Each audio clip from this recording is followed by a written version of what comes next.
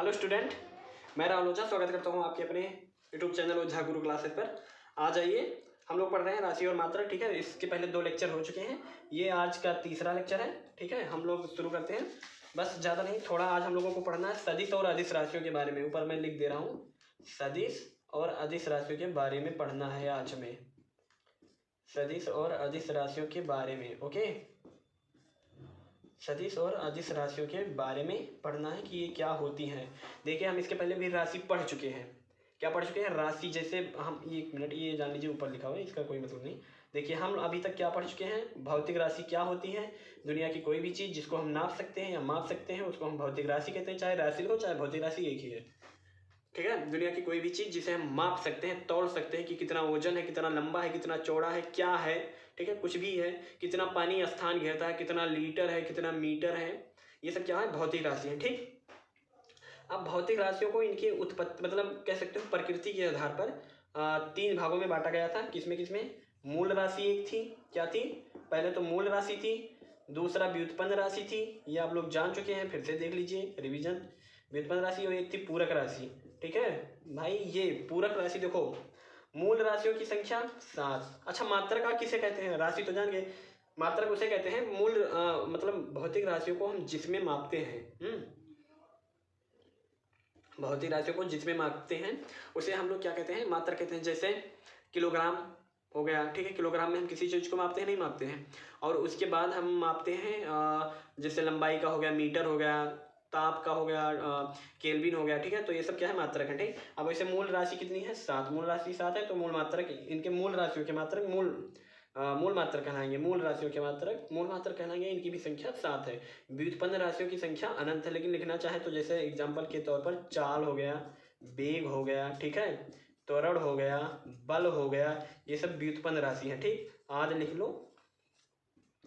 फिर पूरक राशियों की संख्या कितनी है? 2 है, ये आप लोग ध्यान में रखिएगा। पहले का नाम है कोण। ठीक है, कोण का मात्रक होता है देखिए, अगर कोई पूछे आपसे पूरक राशियों की संख्या कितनी है? 2। पूछा पूरक राशि कौन कौन सी है, तो पहला कोण, दूसरा है घन कोण। पहला कोण, दूसरा घन कोण। अब पूछा पूरक मात्रक कौन कौन से हैं, तो कोण के भैया घन कोण के रेडियन क्या होता है? कोण का रेडियन होता है, और घन कोण का स्टेरेडियन होता है। ये आप लोगों के भैया पेट में, जो पेट का एग्जाम हुआ है उसमें भी कभी कभी 1 नंबर का पूछे थे।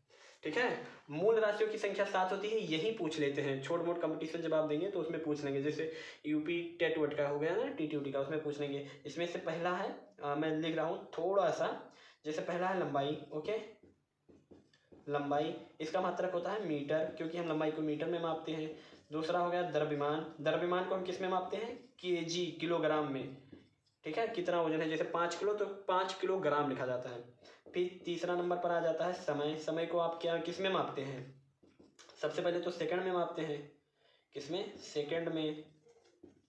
सेकंड हो गया, मिनट भी हो गया, घंटा हो गया, दिन हो गया, 1 साल हो गया, 1 महीना हो गया, कई साल हो गया, जितना चाहो उतना लिख लो। लेकिन सबसे नियम के ये सिस्टम में पद्धति बनाई गई ही, उसमें यही सेकंड होता है। ठीक, देखो 3 तो ये तो कॉमन है, चौथा और 5वां 6वां, इसके नीचे 4, ये तो 3 सबका बच्चे का, एक छोटे से बच्चे को भी छोटा मुन्ना याद कर ले, जो ये याद करेगा। कौन सा? चौथे नंबर पर जो आ रहा है इसका नाम है ताप। ओके, ताप का मात्रक होता है केल्विन। क्या होता है?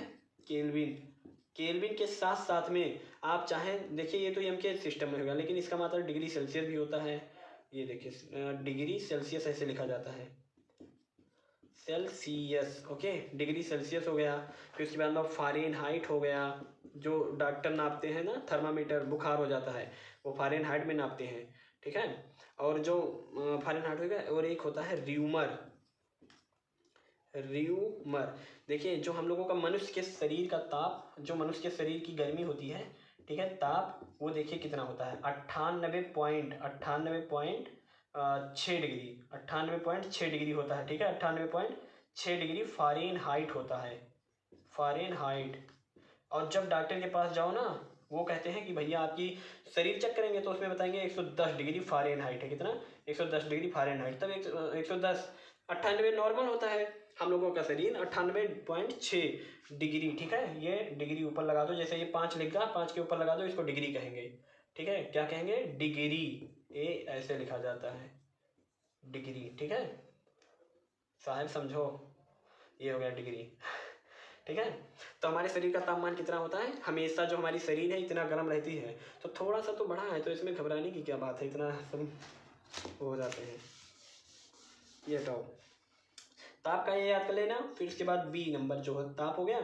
अब आप कुछ भी लिख सकते हैं, जैसे ज्योति तीव्रता हो गई, ठीक है।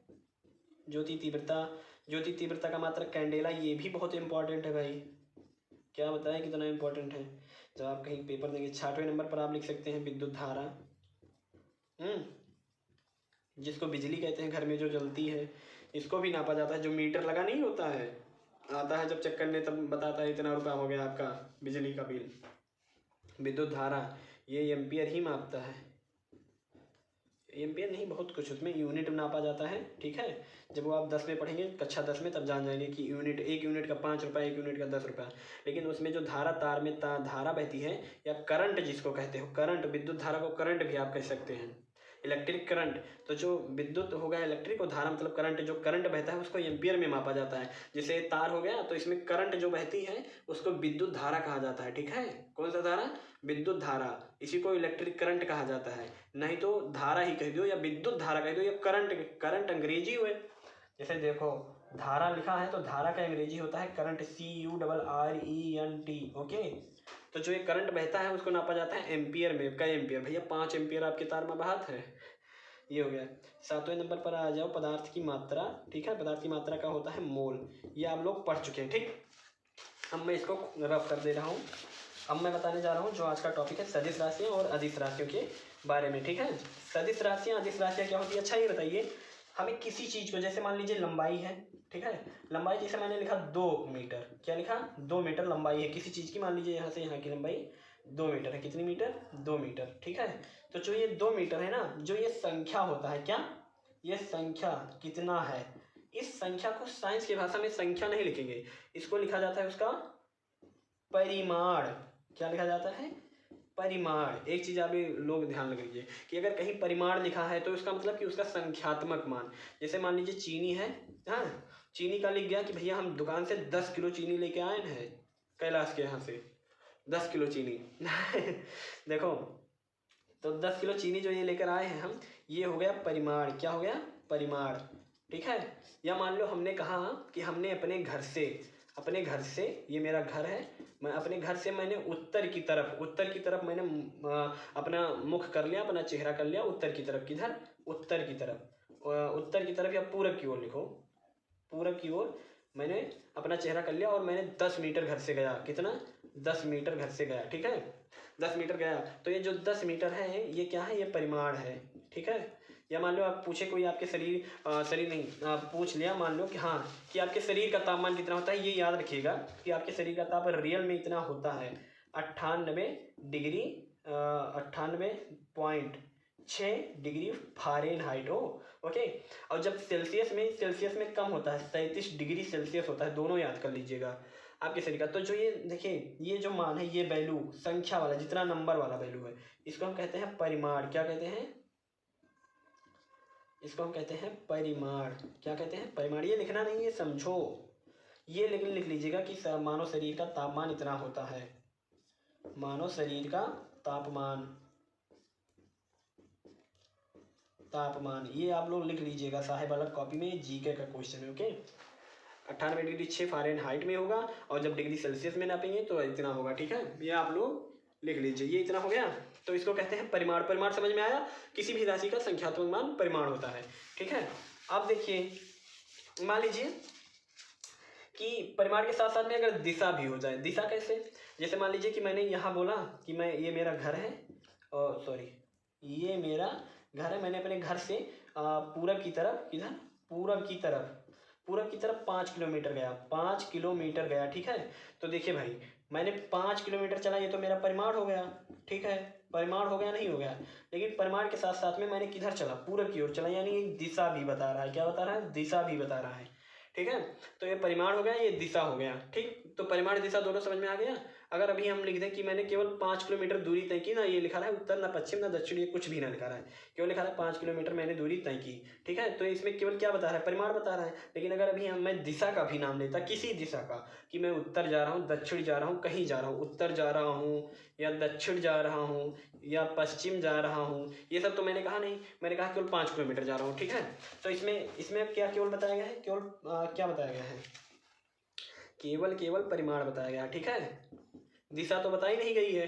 तो भैया मेरे बस हो गया काम आप लोगों का, समझ गए। देखिए हेडिंग डालेंगे सदिश राशि, सदिश राशियां, ठीक है। आज का टॉपिक यही था, सदिश राशियां। अब सदिश राशियां होती हैं जिन राशियों को व्यक्त करने के लिए या लिखने के लिए, जैसे आप कॉपी में लिख रहे हैं या पढ़ रहे हैं, ठीक है, तो जिन राशियों को लिखने या पढ़ने के लिए परिमाण मतलब क्या, उसका संख्यात्मक मान और साथ साथ में दिशा भी लिखी जाए, ठीक है, तो उसको हम कहेंगे सदिश राशि। कैसे, देखिए लिख लीजिए, जिन राशियों को अच्छा देखो, व्यक्त करना का मतलब जानते हो क्या हो गया, व्यक्त करना का मतलब है लिखना पढ़ना है, किसी को कुछ, किसी चीज के सामने कुछ रखना। व्यक्त करना का मतलब होता है रखना। तो आप लिख सकते हैं जिन राशियों को व्यक्त करने के लिए, ऐसे लिख लीजिए, व्यक्त करने का मतलब हुआ लिखना पढ़ना, या आप ऐसे भी लिख सकते हैं अपनी भाषा में कि जिन राशियों को लिखने के लिए या पढ़ने के लिए, हाँ आप चाहे तो लिख सकते हैं ब्रैकेट में कि जिन राशियों को पढ़ने या लिखने के लिए, ठीक है। या जिन राशियों को आप ज्ञात करने के लिए लिख लो, सबसे बढ़िया, जिन राशियों को ज्ञात करने के लिए, जिन राशियों को ज्ञात करने के लिए, ठीक है, जिन राशियों को ज्ञात करने के लिए दिशा और परिमाण, ठीक है, दिशा और परिमाण दोनों की आवश्यकता होती है, दोनों की आवश्यकता होती है, दोनों की आवश्यकता होती है, ठीक है, होती है। उसे हम क्या कहते हैं, उसे सदिश राशि कहते हैं, उसे सदिश राशि कहते हैं, उसे सदिश राशि कहते हैं। आप लोगों को कुछ नहीं याद रखना है, बस ऐसे कह दो कि वह राशियां, कौन सी राशियां, वह राशियां जिनमें दिशा और परिमाण दोनों जरूरी हो, जिनको लिखने या पढ़ने के लिए, ऐसे कह दीजिए, वह राशियां जिनको लिखने या पढ़ने के लिए दिशा और परिमाण दोनों की आवश्यकता होती है, उसे सदिश राशियां कहते हैं। बस काम ओके। अगर ये कठिन लगे तो ऐसे लिख लो, वह राशियां लिख लो, हम बोल रहे हैं वह राशियां जिनको पढ़ने या लिखने के लिए दिशा के साथ साथ परिमाण की आवश्यकता होती है, या परिमाण के साथ साथ दिशा की आवश्यकता होती है, या दोनों की आवश्यकता होती है, कुछ भी लिख लो वो राशियां जिनको पढ़ने या लिखने के लिए दिशा और परिमाण दोनों की आवश्यकता होती है, वो क्या होती हैं, उसे सदिश राशि कहते हैं। जैसे एग्जाम्पल आप लोग लिख लीजिए, सबसे छोटा एग्जाम्पल कल पढ़ाएंगे आप लोगों को, विस्थापन, ठीक है, विस्थापन, बेग लिख लीजिए, ये सब उदाहरण है। विस्थापन हो गया, बेग हो गया, त्वरण हो गया, बल हो गया, ठीक है, ये सब क्या हो गया, ये सब आपकी क्या कहते हैं, सदिश राशि है। लिख लीजिए आदि, ठीक है, बहुत है सदिश राशि। तो ये फट से लिखिए, जिन राशियों को ज्ञात करने के लिए, बस ये इस पर अंडरलाइन कर लीजिएगा कि ये सदिश और परिमाण, बस दो चीज़, जिसको व्यक्त करने के लिए दिशा और परिमाण दोनों की आवश्यकता हो, सदिश राशियाँ। और अदिश राशियाँ में यहाँ दिशा ना हो, केवल परिमाण हो, बस कामों की होएगा, ठीक है। अब यहीं पर मैं लिख दे रहा हूँ अदिश राशियाँ, अदिश राशियाँ, एक मिनट लिख दूँ अच्छे से, अदिश राशियाँ, ठीक है। अदिश राशियाँ क्या होती हैं, तो अदिश राशियाँ कुछ बहुत बड़ी चीज़ नहीं है, बस इसी में मैं लिख दे रहा हूँ, आप लोग पूरा लिख लीजिएगा, पर लिख लीजिए कि वह राशियाँ, ठीक है, वह राशियाँ जिनको लिखने या पढ़ने के लिए या व्यक्त करने के लिए, जिनको लिख लो व्यक्त करने के लिए, या जिनको ज्ञात करने के लिए, कुछ भी लिख लो, जिनको व्यक्त करने के लिए, ऐसे बोल देना जब कोई पूछे, क्यों कह दो वही राशियां जिनको व्यक्त करने के लिए परिमाण की आवश्यकता होती है, दिशा की नहीं। या लिख दो के लिए केवल परिमाण की आवश्यकता होती है, केवल परिमाण की आवश्यकता होती है, दिशा की नहीं आवश्यकता होती है, दिशा की नहीं, दिशा की नहीं। ठीक है, ये आपको लिखना है, याद करना है। वह राशियां जिनको व्यक्त करने के लिए केवल परिमाण की आवश्यकता होती है, दिशा की नहीं, क्या कहलाती हैं? अदिश राशियां कहलाती हैं। ठीक है, अदिश राशियां कहलाती हैं, अदिश राशियां कहलाती हैं। ठीक है, जैसे एग्जाम्पल आप लोगों को याद करना है। अब ये थोड़ा बताएं, कल जब बताएंगे तो पूरा समझ में बहुत अच्छे से पूरा आ जाएगा। जैसे जैसे हो गया आपका पहले से दूरी। दूरी आप लोग देखिए, दूरी अलग है, विस्थापन अलग है, बताएंगे, जान जाएंगे आप लोग, नहीं जानते तो भी। दूरी, फिर उसके बाद में चाल हो गया। ठीक है, चाल भी अदिश राशि है, चाल। और आप लोग जो विद्युत धारा नहीं पढ़े थे वहां पर, विद्युत धारा का मात्रक एम्पियर, विद्युत धारा भी अदिश राशि है। ठीक है, विद्युत धारा, ये सब क्या है? अदिश राशि है। ठीक है, ये लोग आप लोग लिख लीजिएगा। देखिए, उन्हीं राशियों को जो हम पहले पढ़ चुके हैं, जैसे लंबाई उम्बाई ये हो गया, ये इस तो सब अदिश राशि है। द्रव्यमान हो गया, द्रव्यमान भी आपका जो द्रव्यमान पढ़े नहीं थे वो अलग तरह से बांटा गया था उसको, मतलब प्रकृति की कैसे कौन सी है। और इसमें जब हम जैसे उसको छाटे कि उन्हीं राशियों को कि कौन सी सदी से कौन सी अदिश है, तो द्रव्यमान भी आपका अदिश है। ठीक है, समय भी अदिश है, केवल उनको व्यक्त किया जाता है ना। अब ये तो हमको थोड़ी कहेंगे, जैसे देखो द्रव्यमान को किस में मापा जाता है? 5 किलो नापा जाता है। अब ये हमको थोड़ी कहेंगे कि 5 किलो उत्तर की ओर या 5 किलो दक्षिण की ओर, वो इतना कहेंगे। ये द्रव्यमान को किस में मापते हैं? इसी में मापते हैं ना। तो ये हमको थोड़ी कहेंगे कि 5 किलो द्रव्यमान पश्चिम की ओर है, 6 किलो में द्रव्यमान उधर की ओर है, ऐसा नहीं कहेंगे ना।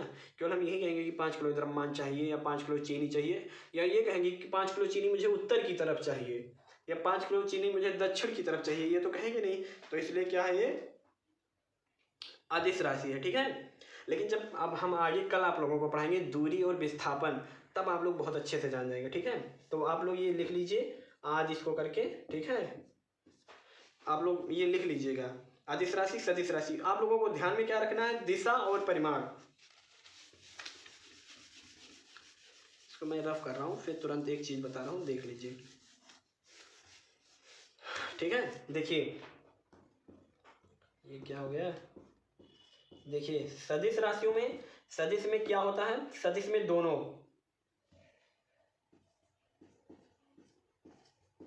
परिमाण और प्लस दो दिशा दोनों चाहिए, तो ये सदिश होगा। और अदिश होगा, अदिश में, अदिश राशि में केवल परिमाण हो, केवल, चाहे लिख लो, केवल परिमाण की जरूरत होती है। ये छोट में हो गया काम। वो तो आप लोगों को, अगर आप लोग जैसे एग्जाम देंगे 9th 9th का, तो उसमें उतना बड़ा लिखना पड़ेगा। लेकिन आप लोगों को अगर इतना ही जान जाए कि सदिश राशि किसे कहते हैं, तो आप लोग इतना जान जाए कि परिमाण और दिशा दोनों की आवश्यकता होती है। तो सदिश, अदिश राशि में केवल परिमाण की आवश्यकता। परिमाण का मतलब संख्यात्मक मान, उसका लिख लो, उसका मान, संख्यात्मक मान लिख दे, संख्यात्मक मान। ओके, ओहो कम पर जा रहा है जगह। संख्यात्मक मान अभी बताया है परिमाण कितना। जैसे मन लिख गया है 10 किलो, ठीक है, या 10 किलो ना लिख गया 20 मीटर पर सेकेंड, 20 मीटर पर सेकेंड। ठीक है, ये कल पढ़ाएंगे तब आप लोग जान पाएंगे। तो 20 मीटर पर सेकेंड, ये क्या है आपका? परिमाण है। ठीक है, ये क्या है? परिमाण, यूं। ठीक है, तो इसको हम परिमाण कहते हैं। ठीक है, परिमाण समझ में आया? परिमाण का मतलब होगा कितना उसकी संख्या है। ठीक है, जैसे ये हो सकता है, जैसे लिख देते हैं, एक सेकेंड, चलिए कंटिन्यू करते हैं, थोड़ा इंक खत्म हो गया था। ठीक है, तो हाँ भाई, सदिश राशि, देखिए सदिश राशि परिमाण और दिशा जहाँ दोनों हो, और अदिश राशि केवल परिमाण हो। बस आप लोगों को इतना ही याद रखना है। कोई अगर आप लोगों से पूछना है कि सदिश राशि किसे कहते हैं, तो आप लोग बताएंगे कि वह राशि जिनको व्यक्त करने के लिए परिमाण और दिशा दोनों की आवश्यकता होती है, उसे सदिश राशि कहेंगे। और अदिश राशि वह राशि जिनको व्यक्त करने के लिए केवल परिमाण की आवश्यकता होती है, दिशा की नहीं। किसकी? दिशा की नहीं होती है। ठीक है, दिशा की आवश्यकता नहीं होती, वो क्या कहलाती है? अदिश राशि कहलाती है। ठीक है, चलिए आज हम इतना ही पढ़ाते हैं, कल पढ़ेंगे दूरी विस्थापन। आ जाइए, आज हम आप लोगों को कुछ और बताते हैं। ठीक है, देखिए जी के जीएस थोड़ा जान लीजिए आप लोग, 6 से लेकर मेरा 9th तक है, तो थोड़ा बहुत ये भी जान लीजिए। देखिए जो हम लोगों की रामायण पुस्तक है, नहीं रामायण, क्या रामायण को किसने लिखा है भाई मेरे? ये पूछा जाता है कि रामायण को किसने लिखा है। तो रामायण को लिखा है महर्षि वाल्मीकि ने। लिख लीजिएगा ऐसे, महर्षि वाल्मीकि ने। किसने लिखा है? महर्षि वाल्मीकि ने लिखा है। ठीक है, ये आप लोग सही कर लीजिएगा। और ये किस भाषा में लिखा गया है, ये पूछेंगे, ऐसे गांव वाले पूछ लेंगे, रामायण किसने लिखा? महर्षि वाल्मीकि ने। वाल्मीकि सही लिखा है ना, ये वाल्मीकि लिखा है, वाल्मीकि, आधा ला है, ठीक है। और इसकी जो भाषा है कि रामायण जो हम लोगों का ग्रंथ है भाई, हिंदू ग्रंथ, ठीक है, तो जो ये भाषा है ये किस भाषा में लिखा गया है? 1 मिनट, 1 सेकंड रुक जाइए, अच्छे से लिख दे रहा हूँ। देखिए ये आप लोग याद कर लीजिए, थोड़ा थोड़ा याद करने की आदत डालिए, ठीक है। रामायण, तो रामायण लेखक कौन है? रामायण के ऐसे पूछेंगे कि रामायण के लेखक कौन है, तो रामायण के लेखक जो हैं, तो रामायण के लेखक हैं, जानते हो कौन? महर्षि वाल्मीकि, महर्षि वाल्मीकि, ठीक है, वाल्मीकि जी हैं, ओके, महर्षि वाल्मीकि। और इसकी जो भाषा है कि ये किस भाषा में लिखा गया है, तो इसकी भाषा है संस्कृत। कौन सी भाषा है? संस्कृत, ओके। अब देखो, जैसे ये रामायण हो गया, रामायण का ही एक भाग है, जैसे रामायण इतना मोटा है, इतना मोटा, तो इसी का बीच में एक छोटा सा भाग है जिसका नाम है रामचरितमानस। ये बहुत कन्फ्यूजन रहता है, इसको याद कर लीजिएगा, ठीक है, रामचरितमानस, ओके, रामचरितमानस। इसके लेखक कौन है भैया? तो अब देखो, रामायण का ही एक भाग ये भी है, रामचरितमानस। रामचरितमानस, जैसे रामायण हमारी इतनी मोटी बुक है, ठीक है, तो इतनी मोटी बुक में ही क्या कहते हैं, रामचरितमानस छोटा सा पार्ट है। तो ये दूसरे लोग लिखे हैं जिनका नाम है तुलसीदास। क्या नाम है? तुलसीदास। ये याद रखिएगा, ये पूछेंगे आपसे लोग, तुलसीदास, ठीक है। इसकी भाषा क्या होती है? देखो दोनों में क्या अंतर होता है, गांव वाले पूछेंगे कि लगता है जान पाएगा नहीं, लेकिन जो याद कर लेगा लड़का वो मजा करेगा। तो रामचरितमानस, रामचरितमानस की भाषा जो है वो अवधी है। अब अवधी कौन सी भाषा है? अवधी जो हम लोग अभी बोल रहे हैं ये, ठीक है, अवधी भाषा है, या खड़ी बोली जो भी कह दो, खड़ी बोली ना अवधी कहो, अवधी है, ठीक है, ये हो गया। और एक चीज, एक ये हो गया, एक ये, 2 हो गया, ये इसी का जान जाओ, ये पिताजी हैं रामायण, और ये रामायण का लड़का हुए, ठीक है, ये रामचरितमानस रामायण का लड़का हुए। तीसरा नंबर देखो, महाभारत। महाभारत भी लेखक हैं। महाभारत का युद्ध कितना दिन चला था? जैसे महाभारत की जब युद्ध हुआ था, आप लोग पढ़ेंगे या नहीं पढ़े हैं जान जाए, तो महाभारत का युद्ध जो हुआ था ये 18 दिन तक युद्ध हुआ था। 5 भाई पांडव थे और ये वो दुर्योधन, तो वो अलग की बात है, लेकिन ये 18 दिन तक युद्ध हुआ था। ये भी कभी कभी पूछ लेते हैं कि महाभारत का युद्ध कब तक हुआ था, तो 18 दिन तक महाभारत का युद्ध हुआ था, ठीक है। ये भी याद रखिएगा, लिख लीजिएगा कि 18 दिन महाभारत का युद्ध चला था। महाभारत एक बुक है, किताब है, इतनी मोटी है, ठीक है। उसके लेखक हैं कौन है? वेद व्यास हैं। पूरा नाम लिख दे रहा हूँ, महर्षि, पूरा नहीं, थोड़ा लिखिए नहीं तो जान नहीं पाएंगे आप लोग, लिख लीजिएगा वेद, देखिए वेद, वेद लिखिए, वेद व्यास लिख लीजिए, ठीक है, वेद व्यास हो गया। वेद व्यास जी इसके लेखक हैं, ठीक है। और ये भी हमारा संस्कृत में लिखा है, संस्कृत में, ठीक है, भाषा संस्कृत, ठीक है, भाषा क्या है? संस्कृत। इसके लेखक आप लोग ऐसे दूर दूर अच्छे से खूब बढ़िया से इसको लिख लीजिएगा कि इसकी रामायण की भाषा क्या है? अवधी है। इसके लेखक तुलसीदास जी हैं। रामायण के लेखक महर्षि, ये 2 तो पक्का याद कर लो, ये दोनों में कन्फ्यूजन होता है, ठीक है। और वेद व्यास जी का पूरा नाम है महर्षि कृष्ण द्वैपायन वेद व्यास। क्या नाम है? लिख दें, रहने दो ना लिखो, वेद व्यास कह दो, काम चल जाएगा, ठीक। ये 3 किताब हो गई। एक किताब और बता दे रहा हूँ, 4 आप लोगों को याद कर लीजिए, काम ओके। 4 नंबर पर है पंचतंत्र। पंचतंत्र, ये आप लोगों को पूछा जाएगा। इसके लेखक हैं विष्णु शर्मा, ठीक। 5 नंबर एक और मैं बता दे रहा हूं, याद कर लीजिएगा, कोई किसी को पता नहीं रहेगा। अष्टाध्यायी, जान पाएंगे आप लोग? पंचतंत्र एक किताब है, ठीक है। इसके लेखक कौन है? विष्णु शर्मा ये लेखक हैं, ठीक है। ये एक हमारे गुरु जी थे, वो पेपर दिए थे तो उनमें पूछा गया था ये, ठीक है। तो 1 मिनट, ये लेखक आप लोग बड़ा करके लिख लीजिएगा, ये लेखक है विष्णु शर्मा। और वैसे हैं अष्टाध्यायी के लेखक एक लोग हैं, ये भी बहुत अच्छी बुक है। मैं ये बता रहा हूँ आप लोगों को क्योंकि ये पूछा जाता है, ये छोटे लड़के नहीं जान पाएंगे, या आप टीचर भी कोई कोई नहीं जान पाएंगे जो आप छोटे मोटे स्कूल में पढ़ाएंगे। तो अष्टाध्यायी के लेखक जो हैं वो हैं पाणिनि। कौन है? पाणिनि, ठीक है। बस 5 किताब आप लोगों को याद करना है, पंचतंत्र, विष्णु शर्मा, अष्टाध्यायी, पाणिनि, ठीक। काम okay, bye bye, take care, मिलते हैं नेक्स्ट सेशन में। तब तक के लिए आप लोग अपना ध्यान रखें, ठंडी बहुत है, बचकर रहिए, ठीक है। जय हिंद, वंदे मातरम। साहिब जी बाय।